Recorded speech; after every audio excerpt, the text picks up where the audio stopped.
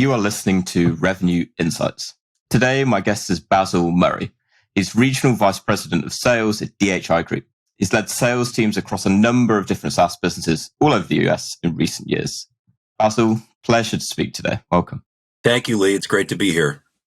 So I'd love to learn a little bit more about your journey to where you are now, when we've kind of been touching base beforehand, and we've touched on a little bit about how your role has changed in recent years, but I'd love to get a bit of a sense of the bigger picture of how you've got to where you are today.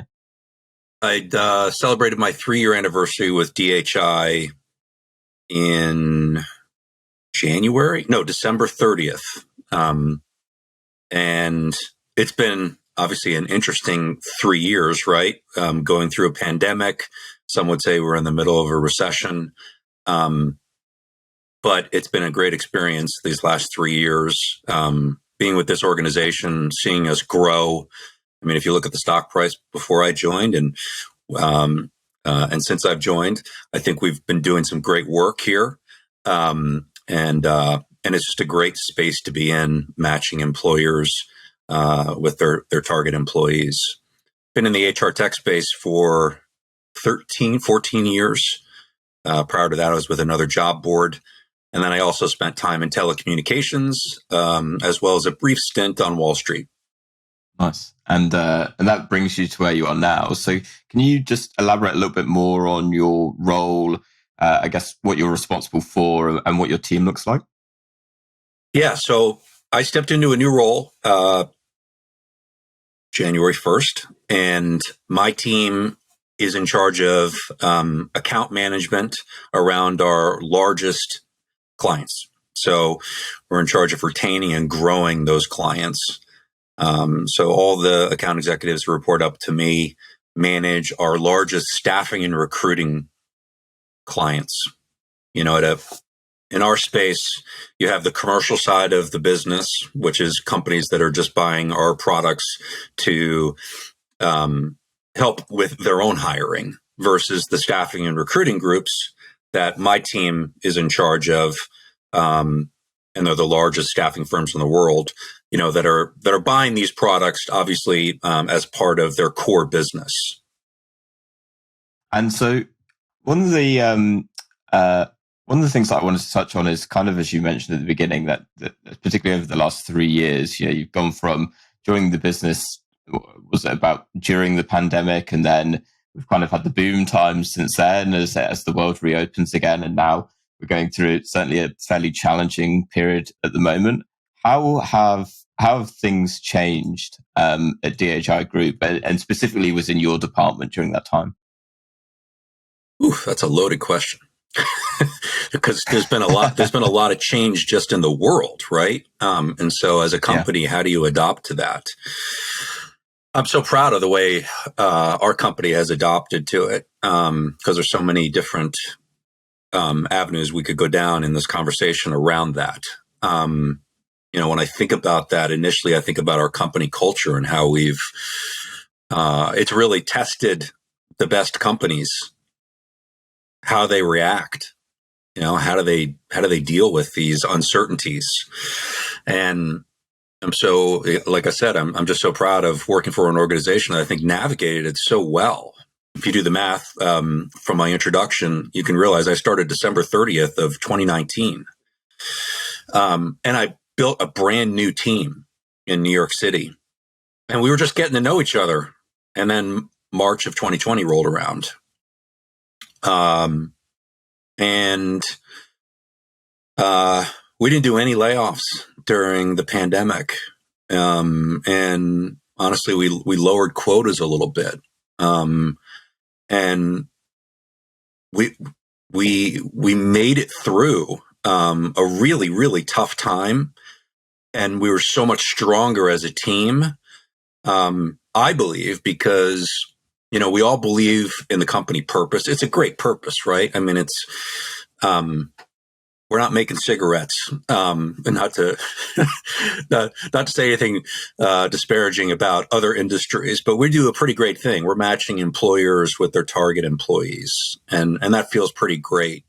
But on top of that, just how the company reacted, I think, and treated us all so well, brought us together even more as a team, so our purpose was stronger and our belief in our company. And then, you got the roller coaster of 2021 where there was just funny money rolling around from organizations. And so, we went from having extremely difficult selling conditions in 2020 to by probably about May of 2021, it was like a rocket ship going off. Companies were just growing. Like in some cases I'd never seen before. In other cases, it sort of seemed familiar, like maybe like .com time period. And then last year, the hurt started probably in April, May. We started to feel dramatic pullbacks on our new business side. And so, getting back to your question, how do we react to that? I mean, there's an ebb and a flow there. There's certain things that change, but I think, I think the most important thing is you try not to change too much, right? You don't want to go from, running a sales methodology one way through those conditions to a different way in these conditions. Because a lot of times that makes things messy. It's like, okay, so we're gonna discount now more, and discounting's good because it gets business done. But I don't think you want to change your core too much, right? And so you still want to have the same expectations and accountability and inspecting what you expect as a leader through, the gold rushes of like a 2021 and the challenges of a 2022 and even into 2023. So I don't think too much changes on the sales methodology and how you run the team. I guess getting back to how I started to answer this question, to me, what came to mind is the company culture. And I believe that we've navigated that really well. And lots of organizations have, and some haven't. And I think that's been pretty evident. And that obviously brings you to where you are now. So I feel like the one bit that I want to dig into then is it's not so much a case of change, but more a case of adapting. And so what have been perhaps three of the biggest, shall we say, adaptations that you've made to kind of pivot your teams from that, the funny money period into where we are now, where, it's everyone's scraping pennies together and trying to find stuff down the back of the sofa. How have you adapted? So like three changes. It's interesting. Like when you say that, I think of like, I don't know that they're things that I instituted that or started talking about that were necessarily changes, but what I do have the experience of is being through probably three different recessionary periods, just to show my age. And so I've seen this, it's a little bit predictable. And what's interesting is some of the people who have reported into me in the last 3 years, they haven't been through, they're early enough in their career. And so it's helping them to navigate this. So what are some of those things? You said three things. Gosh, we still want to continue to have conversations. We want to build relationships. And those relationships ideally are around, having someone trust us with an investment in our product portfolio. But even in the absence of that, because we can't control timing, we need to still build relationships. And so, I think it's so important for all of my salespeople. I tell them, have conversations with potential buyers, have conversations with just people in the industry, network, build your own brand too. I've been talking about our company's brand, which I think is great, but we all have to have our own individual brands. That influences a lot. a buyer. So it's not just the company they're buying from. It is the brand of the individual. And listen, these difficult times can create a little bit more time in our schedule, whether we like it or not, to do more of this. When you're busy, taking orders and closing business constantly, it's a little bit harder to find time to network and to and maybe do some of this other stuff. I think the other thing too is, maybe if we're moving on to number 2, don't project onto clients your assumptions. I think, especially in these times, we can assume that maybe they don't have the money to spend, or they wouldn't want to spend as much as they did last year. I think that's such a mistake. And I see it done by salespeople too often. Let's be great investigators and asking great quality questions, as opposed to trying to lead them with answer, or lead them with leading questions, I guess is a better way to put it. And if you look at some of the greatest companies ever created, they were created and they exploded, if we look back on it, in a recessionary period. And it's because they got bold and they got aggressive. And because they invested when everyone else wasn't. So again, going back to, don't project on a client our insecurities about what's going on in the markets.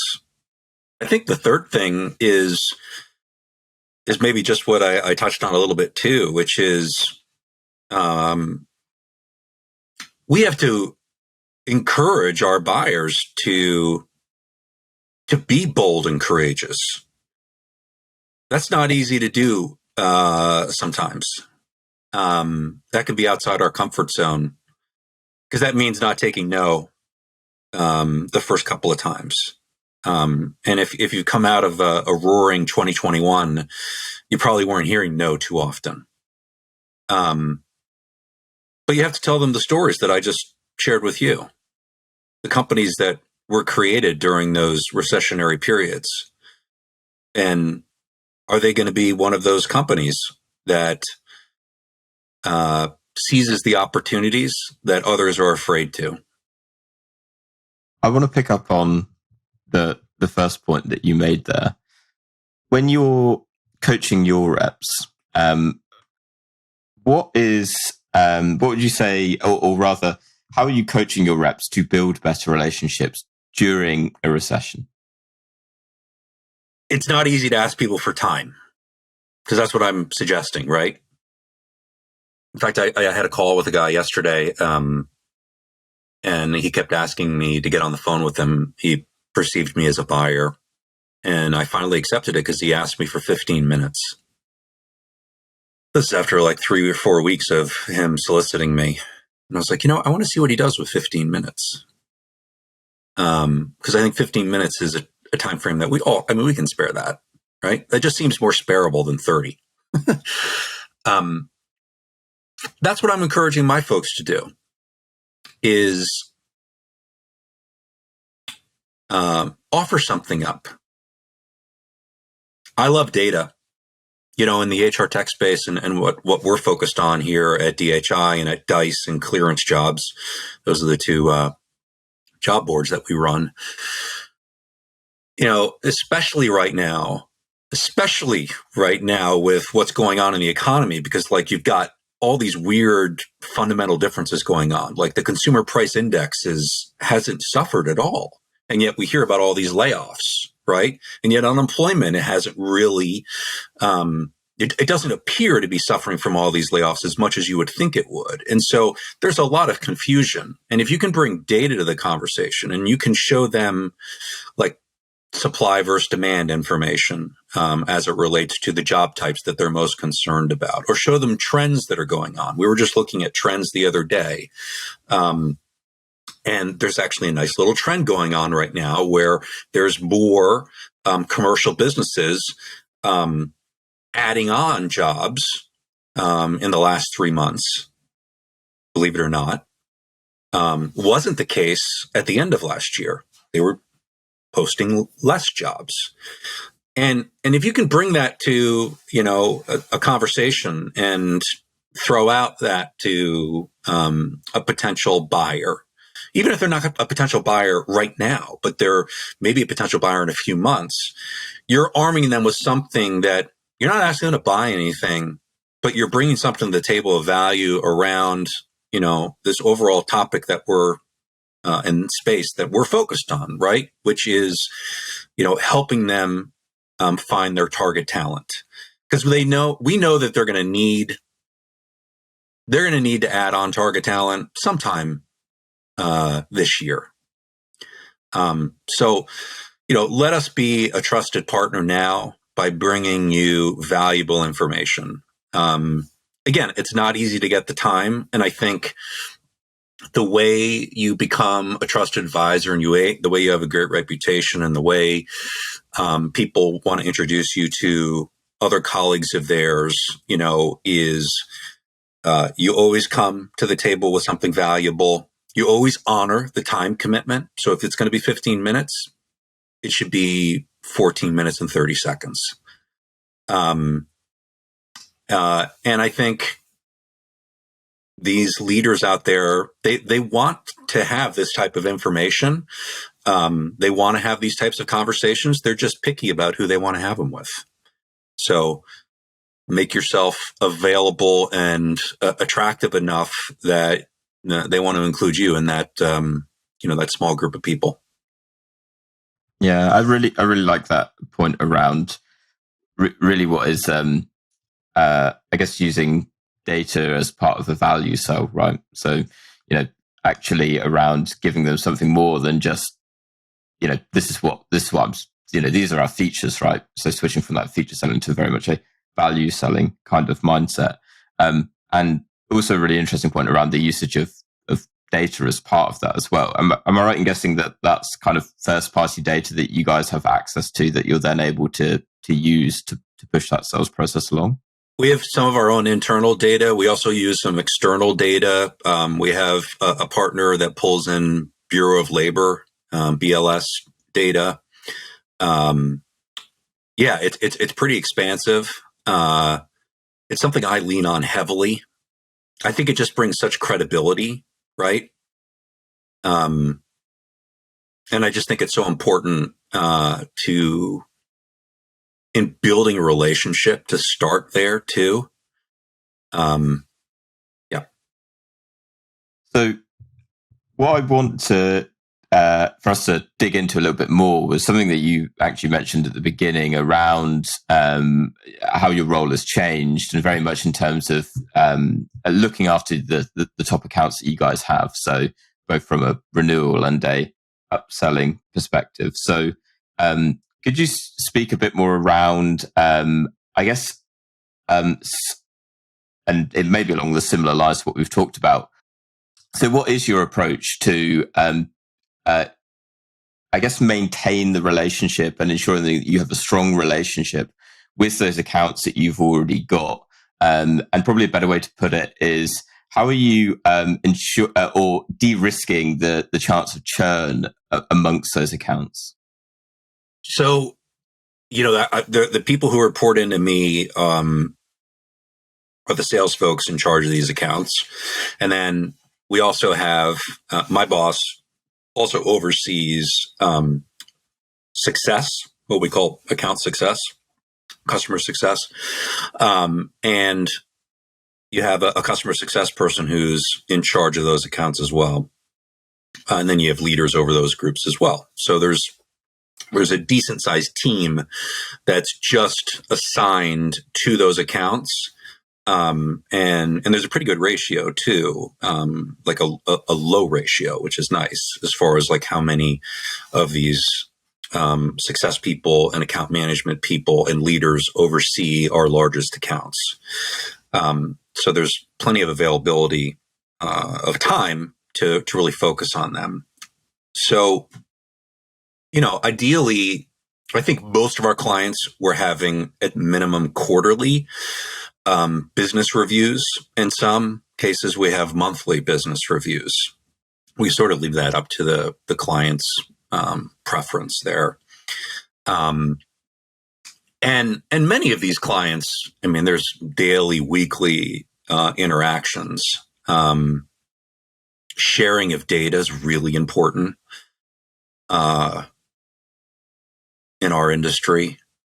There's certain data points that we need to provide to them, as far as how much visibility are they getting with their job solicitations, their employment brand, right? How many eyeballs are they getting? Are those eyeballs converting into, someone being interested in that job opportunity? And then we need data back from the client to help, really understand the overall, ROI of our solution. Where did that candidate go when they left us?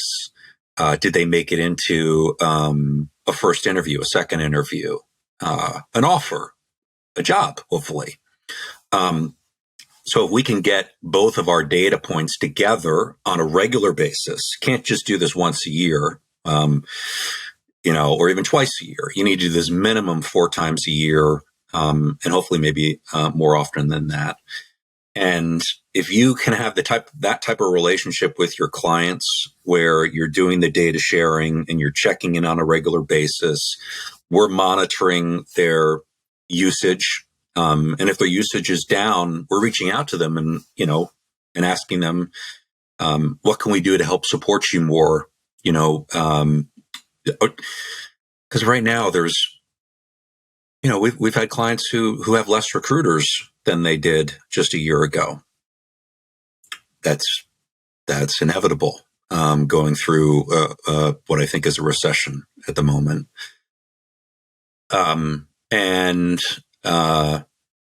Like I said, there's a good trend going on right now. So if they've let go a few recruiters, how can we help support them as they maybe look to rehire those recruiters?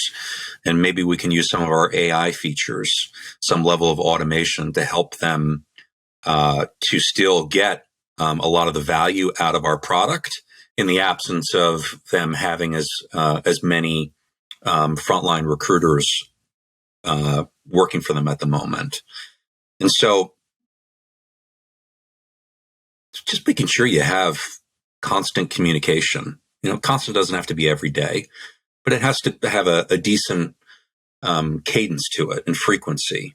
And I think, most clients, especially the ones that my folks are dealing with, they're the largest billers. They're investing a lot of money with us. And so they want to have those conversations. But there are some clients who, they're a little bit more hands off. And that's harder. And I think, when you initially create the relationship, it's so important that there be general understanding. That book that you and I were talking about before, maybe we'll talk about it here before this is over. The Sandler approach. Make sure there's upfront contracts when you first start the relationship. You've got a lot of things that the client's asking for you when you first start the relationship, and you need to make sure that you're asking of them some things that are going to be very important throughout that relationship. I would like to have,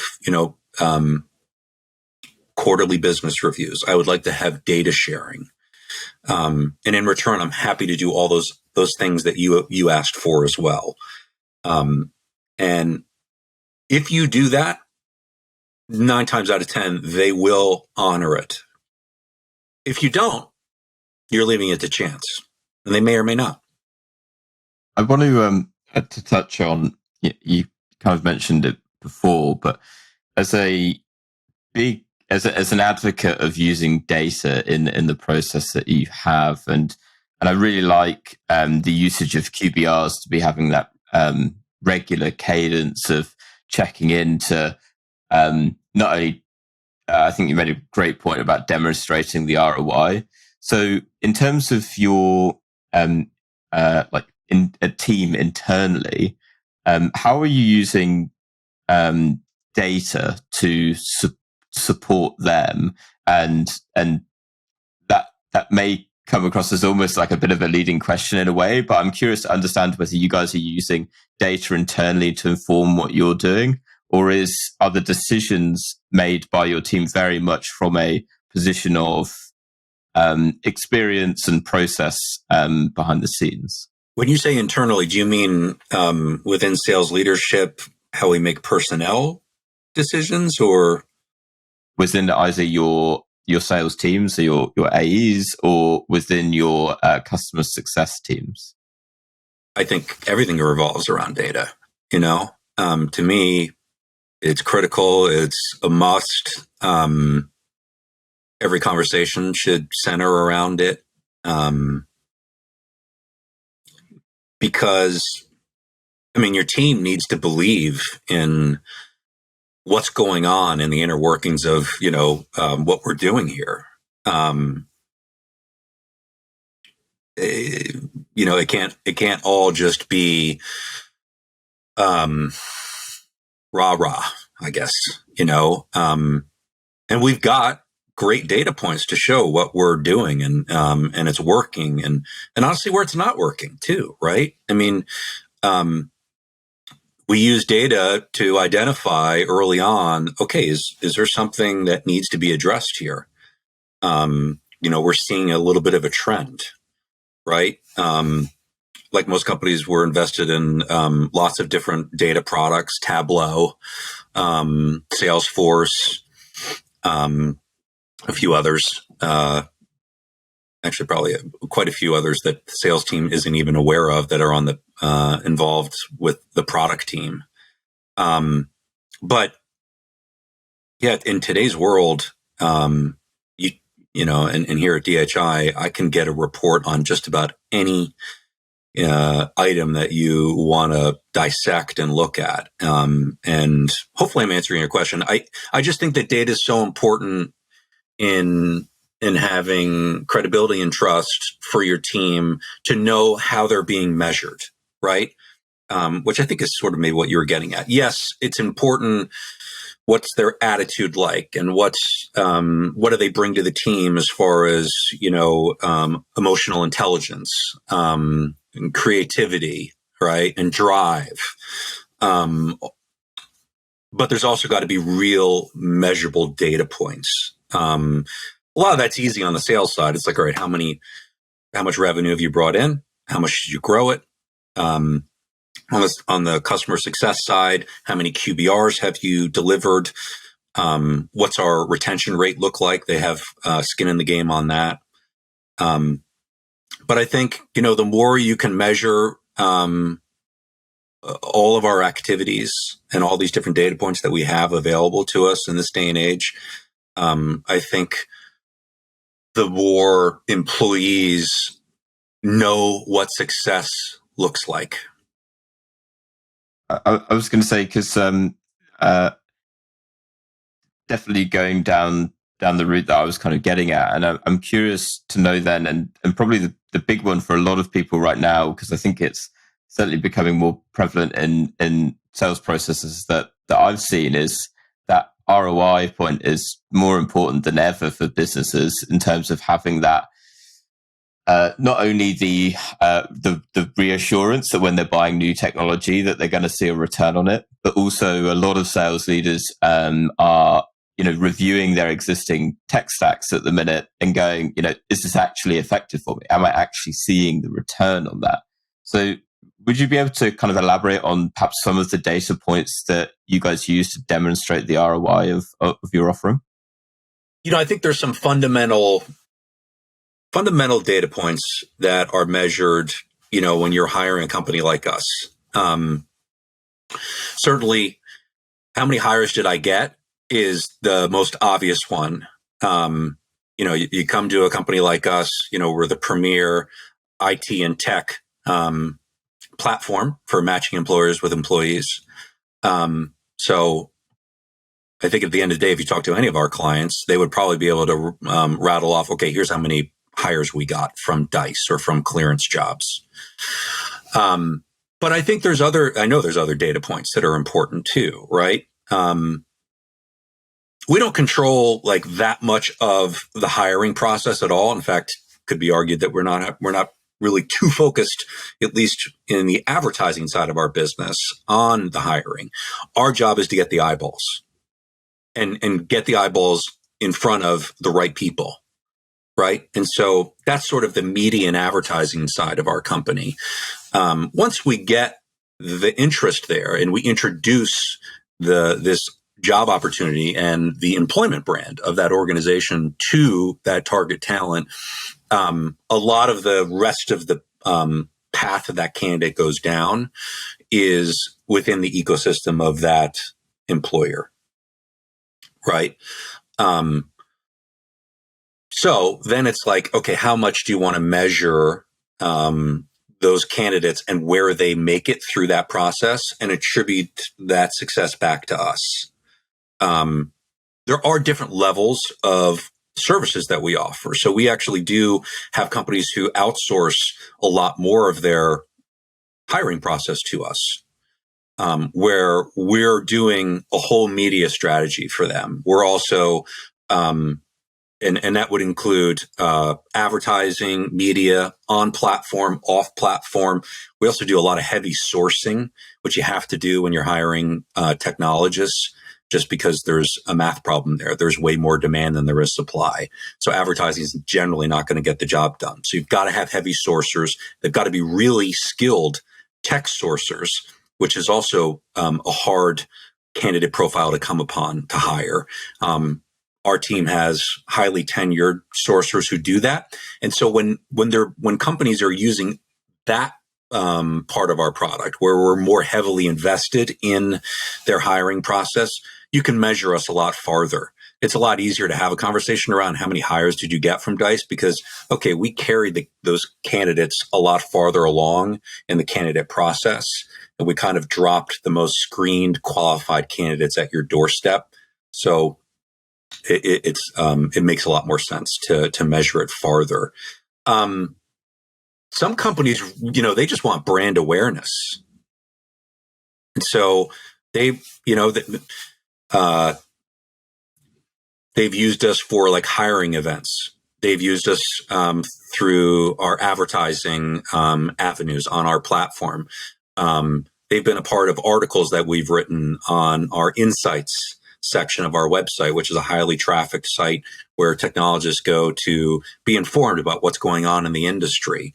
And so it's really about, okay, how much of our target talent amongst our technologists are you reaching, right?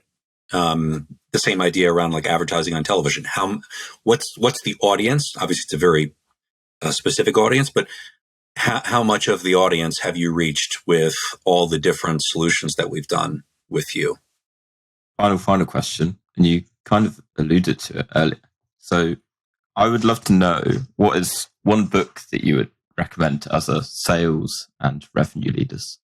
You Can't Teach a Kid to Ride a Bike at a Seminar by David Sandler. A lot of people have heard of the Sandler method. Book's been around a long time. I think it's a great book, and it's a great foundation for sales methodology. A lot of it has to do with spending the majority of your time qualifying buyers and prospects, to make sure that we're not wasting time with buyers and prospects who might not be ready.